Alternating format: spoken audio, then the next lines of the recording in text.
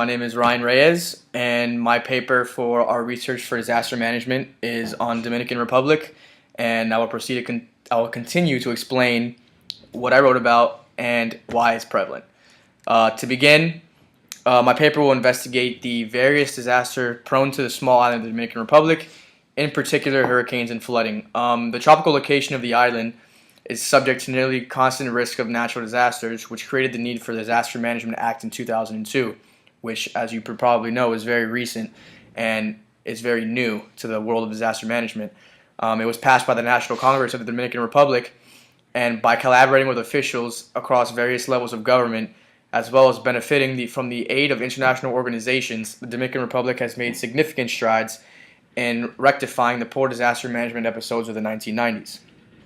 To begin, like I said previously, the Dominican Republic has only recently begun to develop and implement an organizational approach to dealing with such disasters and the effects of these disasters. A large amount of the country, particularly those affected by the natural disasters, live below the poverty line, and the responsibility for disaster prevention and risk mitigation falls on the government of the Dominican Republic.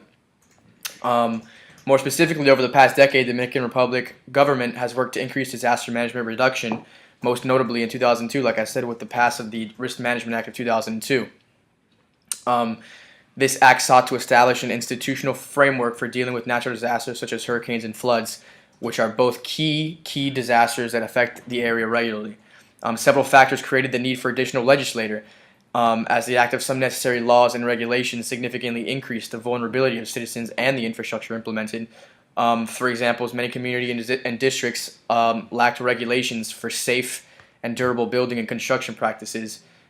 This means that many homes, buildings, and other structures were not designed to withstand hurricane-force winds, flash flooding, etc.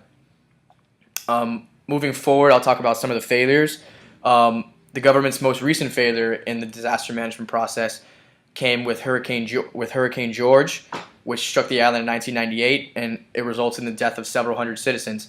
However, many believe that the government covered up the true extent of the death toll, which some estimate to have been over 1,000 individuals, which is disturbing to say the very least.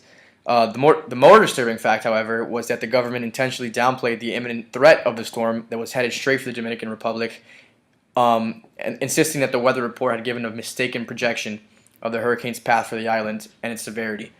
By the time the civil officials released this information of shelter locations, it was too late for many. As you can probably see, some of the less fortunate were even buried in an unmarked grave that officials admitted to digging.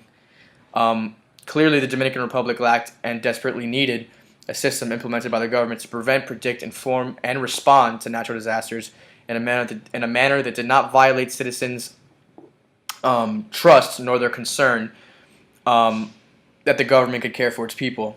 Like I said, this failure, this event, served as the impetus for the government to begin devising a working plan and devising a system for disaster management. With what my paper said, I still feel like the country needs to implement a reliable and efficient system of information dispersal that can be reached by all members of society, including the low to middle class, especially during times of emergency or disaster. I feel like with the help of foreign funding, one possible solution could be the installation of a satellite-based warning relay machine that instantly prints out warnings and messages from the government.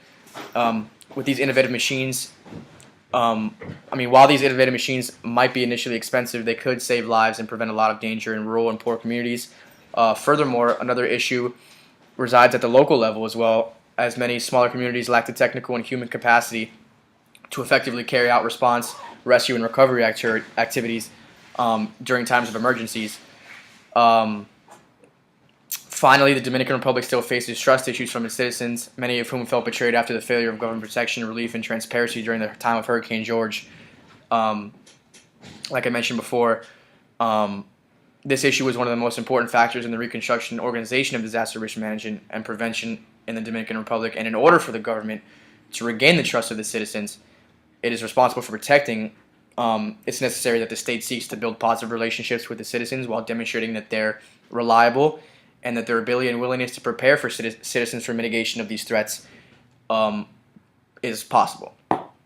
And finally, I'd also like to say that the Dominican Republic, it faces a wide variety of risks from natural disasters and other types of emergencies that create an effective disaster management program, and I think that's evident. After numerous failures to protect its citizens throughout various disasters in the 1990s, the National Congress of the Dominican Republic passed that act, which enacted a system of policies and regulations to better prepare the country for risk disasters, as well as to better respond to natural disasters once they occur. As I mentioned, while the act has made a lot of progress in the past decade, the Dominican Republic still has a very long way to go before it's up to par with the disaster management programs that we see now around the world and that our classmates have clearly presented to us. Thank you. I appreciate your time. I appreciate your willingness to watch this video. Once again, my name is Ryan Reyes. Hope you have a wonderful day.